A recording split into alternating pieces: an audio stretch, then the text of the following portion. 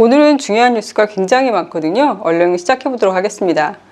5월 14일은 17건의 코로나 감염자가 있었는데요. 지역 감염은 그중에 5명이 나왔고요. 5월 5일인 오늘은 16건의 감염 중에 지역 감염은 1건이 나왔습니다. 탄통성 병원 관련 코로나 감염은 총 40건으로 작년부터 올해까지의 코로나 클러스터 중에 가장 많은 환자가 나온 것이라고 합니다. 이 중에 5명은 인도 변형 바이러스를 가지고 있다고 하고요. 그리고 인도 변형 바이러스가 또 나온 것은 창의공항 제1터미널에서 근무하시는 출입국 관리국 담당관이고요. 투아스 남부 커뮤니티 관리 시설에서 청소하시던 분이 이 인도 변형 바이러스가 나왔다고 합니다. 로렌스 웡 교육부 장관은 새로운 변종은 공격 속도가 더 높고 감염률이 높다면서요.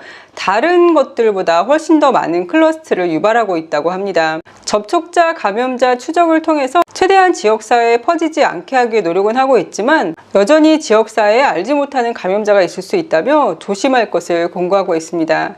이런 변이들이 발견되고 있어서 염려스러운 가운데 싱가포르 정부는 백신 접종을 하면 코로나에 걸리는 걸 막을 수는 없을지라도 코로나에 걸렸을 때 심하게 아프지는 않을 것이라고 백신 접종의 중요성을 강조하고 있습니다. 40명의 탄톡생 병원 코로나 환자 중에 9명은 백신 접종을 한 사람들인데요. 이들은 가벼운 증상을 보이거나 증상이 없는 환자들이라고 합니다. 탄톡생 병원은 현재 새로운 환자들을 받지 않겠다고 화요일 오전에 밝혔고요. 그래서 지금은 굉장히 한산하다고 합니다. 탄통성 병원 관련 감염자가 다녀갔던 26곳의 장소들은 모두 소독을 마쳤다고 하는데요. 워터웨이 포인트의 이니스프리 매장은 매장에서 일하는 스태프이 코로나에 걸려 문을 닫았다고 합니다. 탄통성 병원을 다녀갔던 환자나 환자의 보호자들에 대해서는 다른 병원에서 그분들이 그 병원에 들어오는 것을 막는 분위기라고 해요. 다른 외래 진료소 병원을 가거나 온라인 상담을 통해 진료하는 방법을 권하고 있다고 합니다. 응급 환자는 다른 환자들과 격리된 병실에서 치료받을 수 있는데요. 비응급 환자 같은 경우에는 탄통성 병원을 방문한 지 14일 이후가 되어야 다른 종합병원도 방문할 수 있다고 합니다. 이번 주 금요일 11시 59분부터 고위험 국가나 지역 여행객의 체류 기간이 14일에서 21일로 연장되는데요. 저는 고위험 국가라고 해서 인도나 그런 나라들인 줄 알았거든요. 근데 단지 그 나라들 뿐만 아니고요. 호주, 브루나이, 중국, 뉴질랜드, 대만, 홍콩, 마카오를 제외한 모든 나라에서 들어오는 사람들은 앞으로 21일간 정해진 시설에서 격리를 해야 합니다. 트레이스 투게더 토큰이나 트레이스 투게더 앱은 원래 6월 달부터 무조건 사용하기로 했었는데요. 이것도 더 빨라져서 5월 17일부터는 앱이나 토큰을 꼭 사용해야 한다고 합니다. 5월 17일부터는 세이프 엔트리 QR코드 스캔하는 것은 불가능하고요.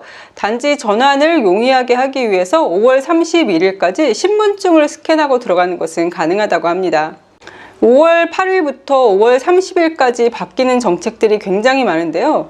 저는 이거를 보고 나서 이게 사실 어제 발표가 됐거든요.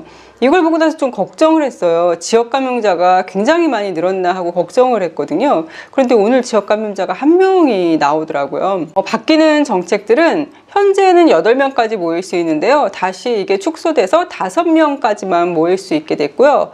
그리고 짐이나 인도어 피트니스, 헬스 스튜디오 등은 전부 다 5월 30일까지 문을 닫게 됩니다. 아웃도어 스포츠 같은 경우에 30명이 모이더라도 소그룹으로 5명이 모여야 되고요. 각 그룹 간의 거리는 3m를 유지해야 된다고 합니다. 현재 직장 복귀가 허용된 인원이 전체 인원의 75%인데요. 이것도 5월 8일부터 5월 30일까지는 다시 50%로 인원이 줄었습니다.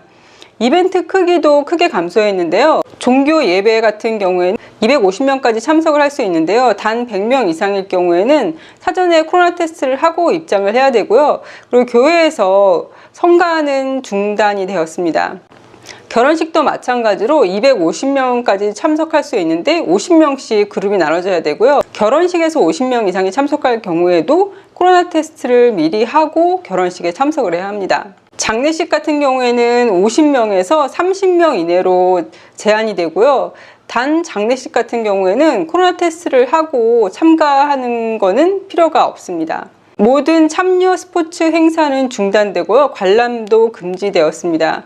라이브 공연이나 비즈니스 이벤트, 영화관 같은 경우에는요, 참석 인원이 750명에서 250명으로 줄어들었고요. 100명 이상일 경우에는 테스트가 꼭 필요합니다. 뮤지엄이나 도서관 같은 경우에는 현재 65% 인원까지 수용을 했는데요. 50%로 감소된다고 합니다. 싱가포르 내에서 단체 워킹 투어 같은 걸 하고 있는데요. 규모가 50명에서 20명으로 줄어든다고 합니다. 그리고 학교에서 학생들 같은 경우에는요, 시험 보는 것처럼 한 사람씩 떨어져 앉는 거를 할 거고요. 공공장소에 나가서 하는 모든 액티비티는 금지된다고 합니다. 예를 들어서 학교에서 단체로 내셔널 뮤지엄에 방문을 간다던가 이런 모든 행동들은 앞으로 금지됩니다. 그리고 단체 활동 규모도 8명에서 5명으로 축소되고요. 강의 등 전체 활동을 하는 것도 50명을 넘을 수 없다고 합니다. 내셔널 게임을 지금 하고 있었는데요. 이 내셔널 게임도 바로 중단된다고 합니다. 상황에 따라서 내셔널 게임이 다시 추후에 열릴 것인지는 좀 지켜본다고 하는데요. 이 내셔널 게임이 왜 중요하냐면 내셔널 게임이 약간 전국 소년체전 같은 그런 거거든요. 근데 싱가포르 같은 경우에는 중학교 때 CCA라고 어떤 액티비티가 있는데 스포츠 종목의 그 액티비티를 선정한 아이들은 이런 내셔널 게임에 나가서 메달을 따야지만 거기서 점수를 받아서 고등학교 갈 때 도움이 되거든요. 그래서 아마 지금 3학년, 4학년 아이들은 이것 때문에 좀 고민이 많을 것 같습니다.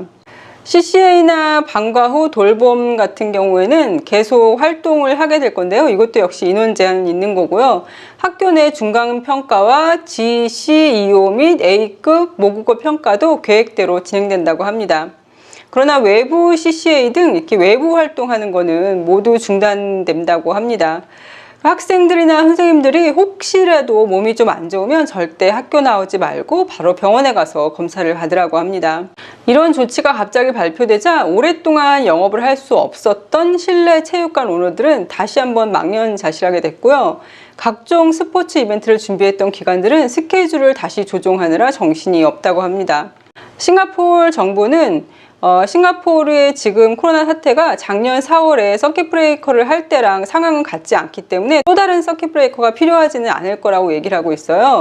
작년 서킷 브레이커가 생길 때보다 훨씬 더 좋아진 게 더 많은 테스트를 할 수 있게 되었고요. 그리고 더 나은 감염자 접촉 추적을 할 수 있게 되었다고 얘기하고 있습니다. 싱가포르처럼 자원이 풍부하지 않은 작은 나라는 국경을 오랫동안 폐쇄할 수 없다라고 얘기를 했어요. 싱가포르가 왜 인도의 국경을 빨리 막지 않느냐라는 얘기가 있었나 봐요. 근데 이렇게 했던 이유는 집을 짓기 위해서 이주 노동자가 필요하다고 얘기를 하고 있습니다. 국경을 영구적으로 폐쇄하는 것은 정말 어렵습니다 라고 얘기를 했는데요. 대신 처음부터 국경을 관리하는 데 있어 항상 위험 기반 접근 방식을 취하고 있다고 합니다. 5월 13일에 원래 이스타나 오픈하우스가 있었어요. 이스타나는 싱가포르 대통령이 살고 계시고 그리고 직무도 보시는 그런 공간이거든요. 이스타나는 말레이어인데 궁궐 이런 뜻이에요. 이스타나 같은 경우에는 차이니즈 뉴 이어나 하리라야 뭐 노동절 이럴 때 일반인들한테 개방을 하거든요. 작년에도 코로나 때문에 개방을 못했고 올해 이제 다시 개방을 하기로 했는데 지역 감염이 조금 많아지면서 올해 또 다시 취소가 되었습니다. 워털루 스트릿에 있는 한 유명한 절은 베삭데이라고 우리나라로 치면 부처님 오신 날이거든요. 그날을 아예 문을 닫는다고 합니다. 그리고 앞으로는 입장 제한을 둔다고 합니다. 홀수 짝수 정해서 입장 제한을 둔다고 해요. 센토사에 있는 어드벤처 코브가 거의 1년 동안 문을 닫았다가 드디어 이제 문을 여는데요. 5월 12일부터 오픈을 하는데 6월 중순인가까지 할인 행사까지 하거든요. 그런데 갑자기 지역 감염자가 많아진 거예요. 그래도 혹시 관심 있으신 분들은 센토사 코브 홈피 들어가면은 미리 부킹을 하고 가셔야 되거든요. 미리 부킹도 하고 그리고 할인된 가격으로 티켓을 구매하실 수 있습니다. 지난주 목요일 감염자에는 유치원생이 포함이 되어 있었다고 해요. 근데 아이는 이미 코로나에 걸린 친척의 접촉자로 분류가 돼서 집에서 14일간 격리 중이었었다고 합니다. 그래서 그 유치원의 원생들과 선생님들은 특별한 조치 없이 계속 유치원을 운영하고 있다고 하는데요. 교육청이 계속 상황을 주시하고 대책을 검토 조정할 것이라고 합니다. 중학교 남자아이를 택시 기사가 추행한 뉴스를 예전에도 한번 전해드렸었잖아요. 그 후에도 사실 몇 번 그런 식의 뉴스들이 있었는데요. 굳이 그런 뉴스를 계속 말씀드리고 싶지 않아서 전달해드리지 않았었거든요. 그런데 이번 뉴스는 좀 충격적이라서 전달을 해드려야 될 것 같습니다. 왜냐면은 7살 남자아이를 상대로 콘도에서 벌어진 일이거든요. 이게 이 70대 남성분인데 벌써 이게 처음이 아니라 예전에도 이런 건 때문에 감옥을 갔다 오신 분이신 거예요. 근데 콘도의 정원사로 취직을 하셨대요. 동쪽에 있는 콘도라고 하는데 콘도 이름 나오지 않았습니다. 그래서 콘도 정원사로 일하시면서 그 콘도에 사는 어린 남자아이랑 2년 동안 아셨대요. 그러니까 평상시에도 이제 인사하고 이렇게 지내셨겠죠? 그러다가 이 남자아이가 7살이 됐을 때 남자아이한테 아이스크림을 사주고 그리고 바베큐 핏에서 어떤 남자아이를 추행을 하고 그리고 남자아이한테 어떤 행위를 시키고 그렇게 했대요. 마침 지나가던 이웃이 그것을 발견하고 신고를 해서 잡히게 되었습니다. 7살 남자아이쯤 되면 콘도에서 혼자 돌아다니기도 하잖아요. 그 남자아이건 여자아이건 어리건 크던 간에 아무튼 미리미리 조심시키고 방지할 수 있는 건 사전에 방지를 철저히 해야 될 것 같습니다. 올해부터 PSL 점수 체계가 바뀐다고 말씀드렸는데요. 교육부는 한 점 한 점 매달리지 말고 다른 취미생활이나 점수와 관련되지 않은 공부들을 한번 해보라고 마련한 제도이지만 학부모들은 과연 점수에서 덜 스트레스를 받을 수 있을까라는 반응을 보인다고 합니다. 한 학부모는 할아버지와 아빠가 나온 학교를 아이가 들어가기 더 힘들어질 것 같다고 얘기하는데요. 아마 굉장히 좋은 학교인 것 같아요. 그래서 이 학부모 같은 경우에는 DSA를 신청해서 들어가야 할 것 같다며 더 스트레스를 받는다고 밝혔습니다. 하지만 DSA 같은 경우에도 경쟁률이 굉장히 치열하기 때문에 쉽게 들어갈 수 있는 건 아닙니다. 49세 여성이 자전거를 타다가 난양공대 셔틀버스와 사고가 나서 사망하는 일이 있었는데요. 이 여성은 사고가 나기 바로 일주일 전에 자전거를 구매했다고 해요. 나와 있는 가족들이 너무 힘들 것 같습니다. 고인의 명복을 빌고요. 요즘 자전거 타시는 분들 굉장히 많아지신 것 같은데 차도에서는 내가 아무리 조심해도 사고가 날 수 있기 때문에 가능하면 차도에서는 안 타시는 게 어떨까 싶습니다. 싱가포르의 한 병원에서 일부 유방암 환자가 부정확한 검사 결과로 불필요한 치료를 받게 된 것에 대해서 사과하고 직원 5명을 징계했고요. 환자들한테 보상도 하겠다고 얘기를 했는데요. 이게 유방암 중에서도 양성 유방암이 더 좀 안 좋은 유방암이라고 해요. 그런데 진단을 잘못해서 양성 유방암이라고 진단을 한 거예요.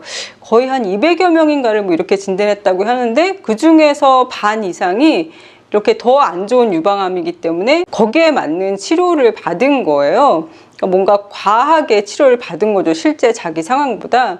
그래서 거기에 대해서 사과와 보상을 하겠다고 했습니다. 인도뿐만 아니라 동남아시아의 라오스, 태국, 부탄, 네팔과 같은 나라들이 감염이 현저하게 늘고 있다고 합니다. 주로 전염성 바이러스 변종들 때문이지만 안일함과 확산을 억제할 자원이 부족한 것도 원인이 되고 있다고 합니다. 런던 의과대학의 전염병학과 교수는 이 질병은 만성화되어 가고 있는 것으로 보이며 따라서 가까운 장래에 모든 나라의 위험이 될 것으로 보입니다 라고 밝혔습니다. 세계보건기구는 전 세계적인 코로나 복구에 G7이 자금을 지원해 줄 것을 요청했는데요. 만약 그들이 나서지 않는다면 이 위기가 전 세계적으로 해결될 수 없을 것이다 라고 얘기를 했습니다. 국민소득, 재산, 무역 재개에 따른 혜택에 따라 미국 같은 경우에는 비용의 27%, 유럽은 23%, 일본 6%, 영국 5%, 캐나다뿐만 아니라 이번 G7 미팅에 한국하고 호주도 참석을 하게 되나 봐요. 그래서 이렇게 G7 미팅에 참석하는 한국과 호주도 2% 정도를 부담하게 될 것이라고 합니다. 만약 가난한 나라들이 백신 접종을 받지 않는다면 부유한 나라들은 대가를 치를 것이다 라고 연구원이 말하고 있습니다. 호주 같은 경우에 제가 지난주에 이 뉴스를 보고 조금 의아했거든요. 호주에서 어떤 정책을 내렸냐면 호주 국민인데도 만약에 그 사람이 14일 내에 인도에 있었다면 호주에 못 들어오게 한 거예요. 그래서 저는 처음에 굉장히 이상했거든요. 어떻게 자국민을 인도에 있었다는 이유만으로 못 들어오게 할까? 지금 이 정책에 대해서 호주에서도 굉장히 많은 비난을 받고 있는데요. 왜냐하면 인종차별적이고 비도덕적이고 심지어는 불법적이라고 비난을 받고 있어요.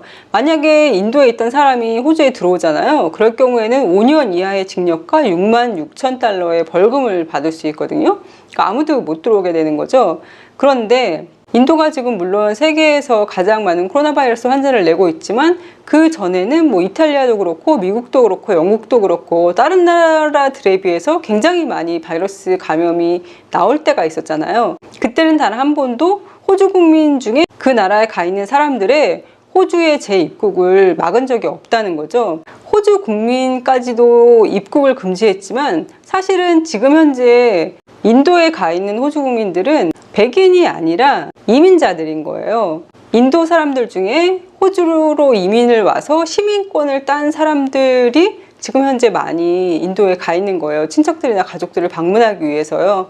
그러니까 그런 사람들의 입국을 막았다고 보면 되는 겁니다. 인도 시민권자들의 대변인 역할을 하는 사람은 만약에 하얀 피부를 가진 10,000명의 호주인들이 어딘가 해외에 있는데 거기서 코로나가 많이 발생했다면 똑같은 정책을 호주가 폈을까라고 얘기를 하고 있습니다. 오늘은 조금 무거운 소식만 전해드렸는데요. 다음에는 조금 더 희망적인 소식을 전달해 드릴 수 있기를 바랍니다. 그럼 오늘도 행복하세요.